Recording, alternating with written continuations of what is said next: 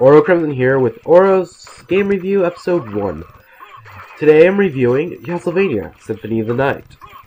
Symphony of the Night is an action-adventure game developed and published by Konami in 1997. It is the 14th installment of the Castlevania series, the first installment released for the PlayStation, and a direct sequel to Castlevania Rondo of Blood. In the prologue, you play as Richter Belmont, the hero of the previous game Rondo of Blood, and also Dracula X. But then, after the prologue, which is fairly short, you play as your true main character, Alucard, the son of Dracula. Because somehow having Dracula backwards seems clever for some reason. As you go through the castle, you meet up with Maria Renard, as you figure out the mystery of what happened exactly to Richter Belmont. The main antagonists of this game happen to be the evil spirit Death, the Dark Priest Shaft, and of course, Dracula himself. This game happens to be a Metroidvania game. Well, of course, this is literally the game that composed the second half of this word. In this game, you go around the castle and you find items to be able to explore other parts of the castle, and a lot of the game is based on exploring the castle to figure out the mystery of what happened with Richter Belmont. Now, the issue with that is that it usually doesn't really tell you where to go, and so most of that's left for yourself to find. But it all comes together quite nicely. As you are doing this, the game has tons and tons of RPG elements implemented into it, which is really great. It's got tons of weapons and items and potions and even familiars, little members, these little guys who follow you, and they'll have special abilities that can help you out through the game. Also, the castle is huge. There is so much to explore, and there's even, an entire second half of the game hidden from you. And it's almost mind-blowing just how big this game is.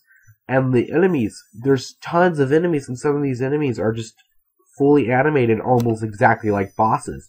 And it's almost insane. It's like they worked really hard on making this game, and you know it. And it was something completely different than they ever did from any of the Castlevania titles previously. And one of my favorite things about this game is it's got a very beautiful soundtrack. I'll let you listen to a little bit of it because some of the soundtracks on here is just amazing.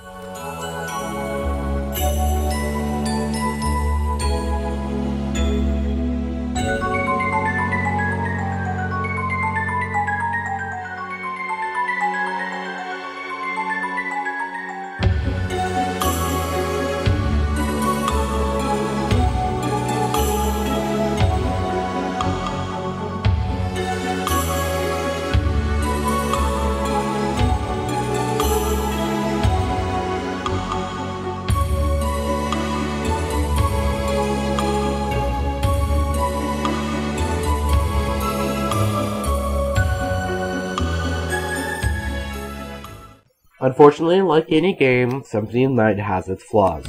First of all, this game has a lot of skills that you have to use controls for similar to a fighting game, but it doesn't really tell you how to do anything. You get the gravity boots, you get to do a super jump, but it doesn't tell you how to do the super jump. Oh, cool, you got the wolf charge. Well, you gotta figure it out yourself before it tells you. It really does not tell you how to do any of the skills in the game. You've got to figure it out yourself. A couple of scrolls could be bought from the librarian that will tell you how to do some things, but not everything. Not only that, but also in the same kind of way, you can literally miss an entire half of the game because it won't tell you how to get to it, and it'll give you a crappy ending instead. Also, the soundtrack, as beautiful as it is, in the second half of the game, they use this one song for most of the second half of the game. It really gets kind of annoying. Finally, like previous Castlevania titles, previous Castlevania titles were always known for their enemy placement. They always put enemies in placement that were just rude, and you would keep dying and dying and dying. Unfortunately, in this game, they're not really so much for dying as they are for just being annoying.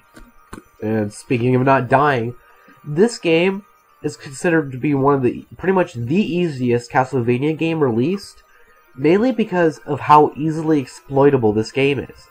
Just look at, all you have to do is power up a little bit, and then you can just shred anything in your way. By the time you get a poison gas cloud, there's nothing that can hurt you, and all of a sudden they want to make up for it by making the final two bosses in the game, immune to poison gas. Oh, how clever, Konami. Regardless for its flaws, Symphony of the Night makes an incredible game for the PlayStation 1, and I would recommend it to quite a bit of people. For my final score, I'll give it an 8.5 out of 10. See what you think. I would like to see what you think in the comments. Do you agree or disagree?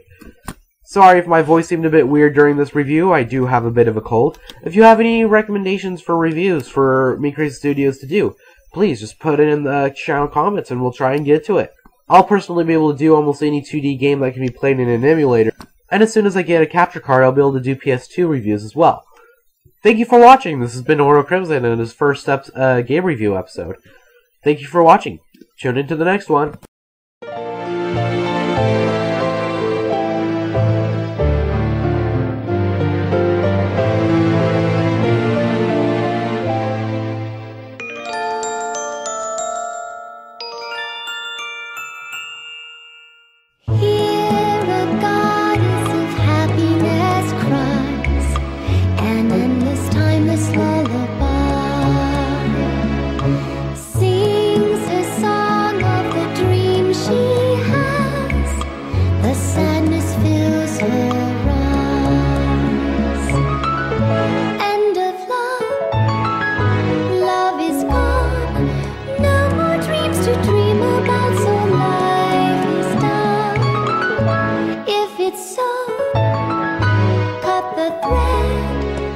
It's time to let